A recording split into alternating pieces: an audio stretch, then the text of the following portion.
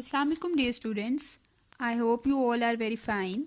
Our lesson for today is unit number 11, the 1000 rupee note of Oxford Modern English for class 4. The main characters of the story are a husband and a wife and an old lady. The story is about a lady who made a mistake. She took a 1000 rupee note of another lady as she thought that it is her own 1000 rupee note. Come towards words to know first. Here you can see the first word, which is dozed off. Dozed off, slept lightly for a short time. Dozed off means to fall into a dull sleep. मतलब बैठे बैठे सो जाना. The second word you can see is fuss. Fuss, a complaint or a noisy disagreement. Fuss means an expression of anger. मतलब कोई गड़बड़ या फिर झगड़ा. The third word is hastily. Hastily, hurriedly or quickly. Hastily means on time. मतलब जल्दी से कोई काम करना. The fourth word is huffing and puffing. Breathing noisily. Huffing and puffing means to breathe heavily. मतलब जोर जोर से सांस लेना. The second last word is wares. Wares, goods or produce to sell. Wares means things that are being sold by someone. मतलब सामान. The last word is yawn. To open the mouth wide and take a breath out of the tiredness or boredom. Yawn means an act of opening your mouth wide while taking in breath. मतलब जमाई लेना. Now let's move towards reading and explanation of our lesson. A man and his wife lived together in a small village near Hyderabad. One day the lady told her husband that she was going to Hyderabad to do some shopping. There are many big shops in Hyderabad and the lady liked shopping there. Early the next morning, the man woke his wife with a hot cup of tea. "Wake up, dear," he said softly. "I have made you a cup of tea. It's near your pillow. I'm also leaving a 1000 rupee note next to the cup. Don't go back to sleep or you will miss the bus." He shook her gently and then went out off to work in the fields. Shook means to move violently. Gently means not harsh or violent. Once, a man and his wife used to live in a small village near Hyderabad. One day, the wife told her husband that she was going to do some shopping from Hyderabad as she liked shopping there. The next morning, the man woke up his wife and left a 1000 rupee note for her along with a cup of tea and went out to work in the fields. As the lady lay on her bed and thought about what she was going to buy that day, she dozed off. She woke up with a start. "Oh dear," she said, looking at the clock. "I shall have to hurry or I will miss the bus." The lady washed and dressed hastily. She grabbed her bag and walked as fast as her legs would take her. When she reached the bus stop, she was huffing and puffing. Grabbed means to quickly take and hold something. As the lady was sleeping, she got late. When she got up, she got ready in a hurry. She walked very fast to reach the bus stop. When she reached the bus stop, she was breathing heavily. Soon the bus arrived and the lady fought to get on. What a crowd there was on the bus. Everyone in the district seemed to be going to Hyderabad that day. It was market day and many of the villagers were going to sell their wares in the city. There were men with baskets and sacks, women with babies and bags, and children and old people with chickens and ducks. The roof of the bus was piled with high boxes and bags. Baskets and sacks, trunks and containers of all the shapes and sizes. Piled means a stack of something. Sacks means bags. Soon the bus arrived and the lady struggled to get on. There was a crowd in the bus. All the people of the village seemed to be going to Hyderabad that day because it was a market day and they were going to sell their things in the market. The roof of the bus was also filled with luggage. Somehow the lady squeezed in. She sat on the edge of a seat next to a very heavy woman who was holding a large bag on her lap.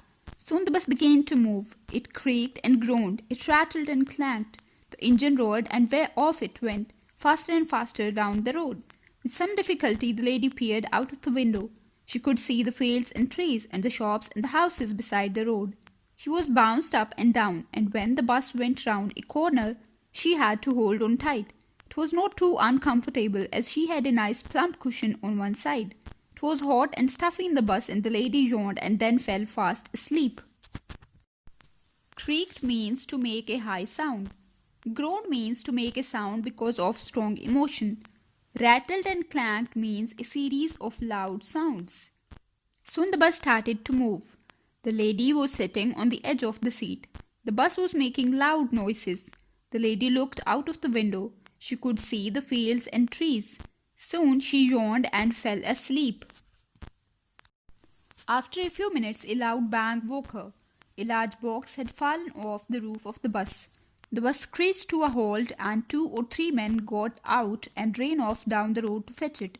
The passengers all laughed and cheered. The lady rubbed her eyes and said to herself, I really must stay awake. I have a lot of money in my purse, and if I fall asleep, someone might take it. She carefully opened her purse to check if her money was still there. To her shock and dismay, the purse was empty. She put her purse away quickly and sat quietly, thinking about what was she going to do. She looked at the woman sitting beside her. Her eyes were shut and she was snoring loudly. Aha, said the lady to herself. I think you are pretending to sleep, my dear. And I think you must have stolen my 1,000-rupee note. Bang means a loud noise. Screeched means a loud and high sound. Pretending means to give a false appearance. After a few minutes, she woke up due to a loud noise. The bus stopped because a large box had fallen off from the roof. 3 men went to take it back. After this, the lady decided to stay awake as she has money in her bag. When she checked her bag, it was already empty. She looked at the woman who was sitting with her and she was sleeping. She thought to herself that this lady has stolen her 1,000-rupee note. She noticed that the woman's bag was quite dirty. She also noticed that the woman's clothes were also old and worn. The woman was certainly not rich. She felt sorry for her, but she also felt very cross. She decided not to make a big fuss or call for the police. Very carefully and quietly, the lady opened the woman's bag, and there on top of the large red handkerchief lay the 1,000-rupee note. She carefully pulled out the note and tucked it away in her purse. When the bus reached Hyderabad, the women and the men and the children and the chickens, the sacks and the boxes and the bags all poured out of the bus. With some difficulty, the lady got out too. Tucked means to put in a particular order. The lady noticed the woman and got the idea that she was not rich. She decided not to create any disturbance in the bus. She carefully and quietly opened the woman's purse, and her 1,000-rupee note was lying on top of it. She took it back and placed it in her bag. Then the bus reached the city and they all got out of it. She had a wonderful time in the city. She walked up and down the market and stopped to look at the people and the traffic. She gazed at all the wonderful things in the shops and even talked to some of the shopkeepers. She bought lots of things. The day went by very quickly. Soon it was time to catch the bus home. Young boy helped the lady with her bags and parcels. Luckily, she was early and found a good seat on the bus. She looked around at the people on the bus. She saw faces she knew and many she did not know. One she remembered was that of the woman who was now sitting at the back of the bus, looking very upset indeed. Gazed means to look at something for a long time. Parcels are a box or an envelope.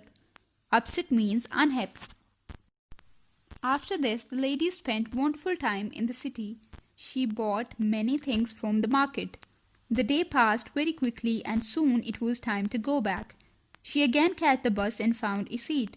She again saw that lady who took her 1,000-rupee note, who was sitting at the back of the bus now. She seemed unhappy. In no time at all, the bus arrived at the village. The lady's husband was there to greet her. He helped her to unload her bags. Then he scratched his head and looked very puzzled. He stared at all the bags and parcels. I see you have bought a lot of things today, said the husband. But where did you get the money? What a silly question, replied the lady. Why, you gave me a 1,000-rupee note this morning. I did, said the man. But when I got home from the fields, the note was still lying beside your bed where I left it. The lady said nothing. She turned and looked at the bus. It was going off at a great speed, leaving behind it a huge cloud of dust and smoke. She now knew why the woman on the bus had looked so upset. Soon the bus arrived at the village. The lady's husband was also there. He picked up her bags, but he asked her where did she get the money to buy so many things as she has left her own 1,000 rupee note beside the bed which he gave her for shopping. The lady was now silent. She looked at the bus, but it was going with a great speed. She knew now that why the old lady was so sad. So, students, the farmer's wife left her own 1,000 rupee note at home in hurry, and she mistakenly took the 1,000 rupee note of that old lady in the bus. Now come towards exercise on page number 120. Question number 2. Fill in the blanks with suitable words from the story.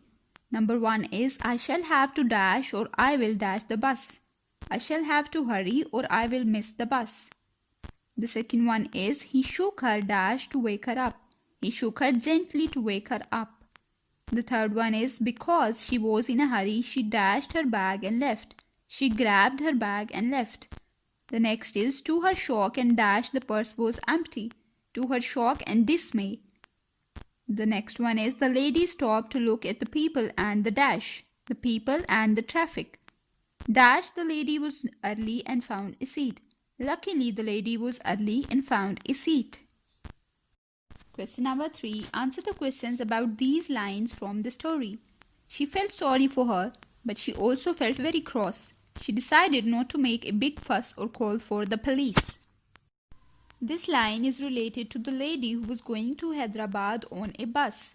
When she looked at the appearance of an old lady in the bus, she felt sorry for her. She thought that this woman has taken her 1,000 rupee note, but she decided not to create any disturbance in the bus. The first question is who felt sorry for whom and why? The lady felt sorry for the woman on the bus. She felt sorry for her because the woman had a dirty bag and clothes which were old and torn. The woman was obviously not rich. The second question we have is why was she also cross? She was cross because she thought the woman had taken her 1,000 rupee note. The last question is what did she decide to do instead of calling the police? She decided instead to open the woman's bag and take back her own 1,000 rupee note. Now come towards part B, working with words. Number 1. Complete the following sentences by finding a suitable end in the boxes below. The first one is the man woke his wife. In the lesson we read that the man woke his wife with a cup of tea. So the man woke his wife with a cup of tea. The second one is when she reached the bus stop. When she reached the bus stop, she was huffing and puffing. The third one is she walked up and down the market. She walked up and down the market and stopped to look at the people. The fourth one is in the town there are wonderful things to look at in the shops. The last one is it was not too uncomfortable as she had a nice plump cushion on one side. Question number 2 is use the following in sentences of your own. The first word is screeched. Screeched means a loud and very high sound. मतलब तेज आवाज पैदा करना. The sentence for screeched will be I screeched when I saw the mouse. Second word is creaked and groaned. Creaked and groaned मतलब कराहना या फिर आहें भरना. The old stairs creaked and groaned as she put her weight on them. The third word is rattled and clanked. Rattled and clanked, बजने की आवाज. A pan rattled and clanked. The fourth one is cheered. Cheered, a happy feeling, मतलब खुश होना. The audience cheered at the performance of actors. The fifth word is gazed. To look at someone for a long period of time, मतलब किसी को घूरना. She gazed at me. The sixth one is tucked away. Tucked away means to put in a particular place. He tucked the laces inside his shoes. The last one is very puzzled. Very puzzled, confused, मतलब हैरत ज़दा. I am very puzzled. Question number 3. Find the opposites of these words. They are all in the story. The first one is comfortable. The opposite of comfortable is uncomfortable. Closed, opened. Carelessly, carefully. Slowly, quickly. Clean, dirty. Softly, loudly. Now come towards part C, learning about language.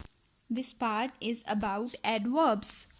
An adverb is a verb that describes a verb and that is often used to show time, manner, place, or degree. For example, if we have a verb ran, add a word quickly after that. Ran quickly. Quickly is now describing the verb ran, that how someone ran. So quickly will be an adverb. Number 1. Do you remember what you learned about adverbs? Underline the adverbs in the following. Number 1. Rahim ran quickly after the horse. The second one is Rihanna sat comfortably in her chair. C. Slowly Sarah walked to the telephone. Ran quickly. Quickly is an adverb.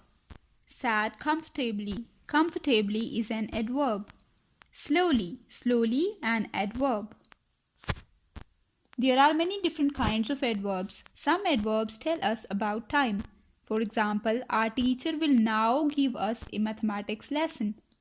I have never eaten this fruit before. Yesterday I went to bed at 8 o'clock. Number 2 is use the adverbs of time from the box to complete the sentences. The first one is I am going to Quetta dash. I am going to Quetta tomorrow. Dash the train was late. Yesterday the train was late. Dash I am going to get up at 9 o'clock. Next week I am going to get up at 9 o'clock. I am not going to bed yet. Dash the man is eating his breakfast. At the moment the man is eating his breakfast. He dash eats before 10 o'clock. He usually eats before 10 o'clock. Sometimes adverbs tell us about a place. They answer the question where. My father will come here tomorrow. Will you be there tomorrow night? Now question number 3 is use the adverbs of place from the box to complete the sentences. First one is don't go dash because it is dangerous. Don't go outside because it is dangerous. The tiger ran along the road. Samir comes here every day. The boys marched past and saluted the flag. Now come towards page number 84 of your workbook. Unit number 11, the 1000 rupee note. A. Adverbs. You know that adverbs tell us something more about a verb. They are formed in different ways. Usually we add ly to the adjective to make it an adverb. Number 1. Write the adverbs formed from the following adjectives. Happy, happily. Confident, confidently. Accident, accidentally. Quick, quickly. Fortunate, fortunately. Attractive, attractively. Number 2 is choose 5 words from the box and write your own sentences. Use each word twice, once as an adjective and once as an adverb. Now you have to make sentences from these verbs and you have to use one as an adjective and one as an adverb. An adjective is a word that modifies a noun and an adverb is a word that modifies a verb. Example, the deep well is empty. Here the deep well is an adjective. The well was dug deep. This is an adverb. A. The early bird. Here the early bird is an adjective as it is modifying the noun bird, early bird. It is describing what kind of bird it is, an early bird. This is an adjective. Go to bed early. This is adverb. B. The far hills. This is an adjective. The far hills. They went far. This is adverb. C. The fast car. This is adjective. The car traveled fast. This is adverb. The high road. The high road is an adjective. They flew high. This is adverb. A hard stone. A hard stone, an adjective. He worked hard, an adverb.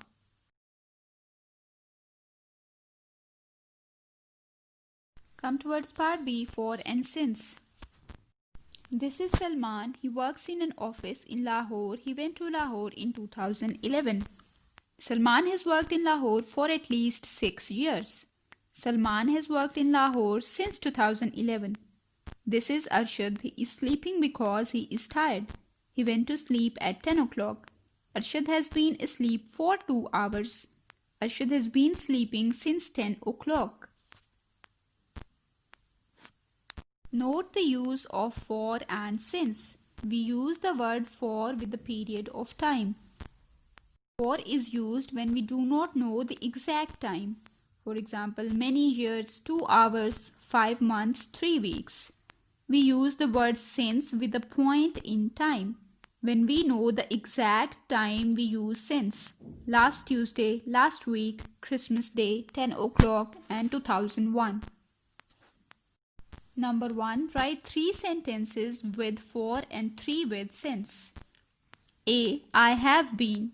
I have been studying since 8 o'clock. Number 2. They have been living in this building since 2001. The third one, it has been raining since morning. Next one, A with for, he has been visiting me for several days. I have been sleeping for 2 hours. Part C is since and for. Look at the pictures and the information below. Write the correct letters in the boxes. This is called Ramiz. He started school in 2012. This crow is making a big noise. It started cawing at 6 o'clock this morning. This man's name is Mr. Tariq. He started watching television 10 minutes ago at 11 o'clock. Number 2. Write 2 sentences about each picture. The first is done for you. Mr. Tariq has been watching television for 10 minutes. He has been watching television since 11 o'clock.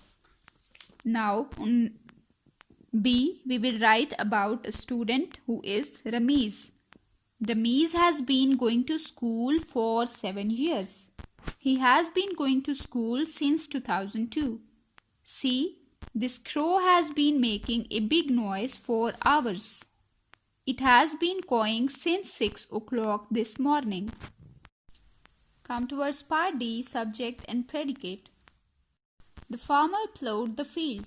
The sentence above can be divided into 2 parts called subject and predicate.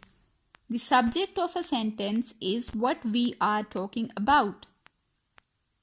In this sentence, we are talking about the farmer. So, the farmer is the subject. The predicate is usually what happens to the subject or what the subject does or has or is. In this sentence, the predicate is plowed the field. The easiest way of finding the subject of a sentence is to find the verb and put the question who or what before the verb. So, if we have this sentence, the farmer plowed the field. In this sentence, we have verb plowed. If we put who before the verb plowed, we will find the answer who. Who plowed the field? The farmer. So, the farmer is the subject.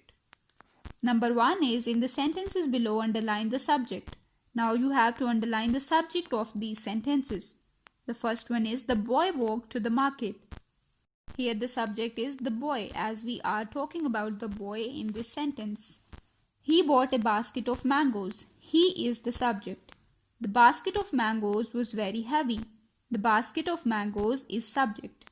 An old man and a donkey were passing by. An old man and a donkey is the subject. The boy asked the old man to help. The boy is the subject. The old man put the basket on the donkey's back. Here the old man is the subject. So number 2 is now underline the predicate. Remember that the verb is the part of the predicate. Number 1, Rihan and Zia sat comfortably in the boat. Sat comfortably in the boat is predicate. Predicate has a verb and an object. The second one is the boatman pushed the boat into the water. Pushed the boat into the water is the predicate. The third one is he jumped into the boat.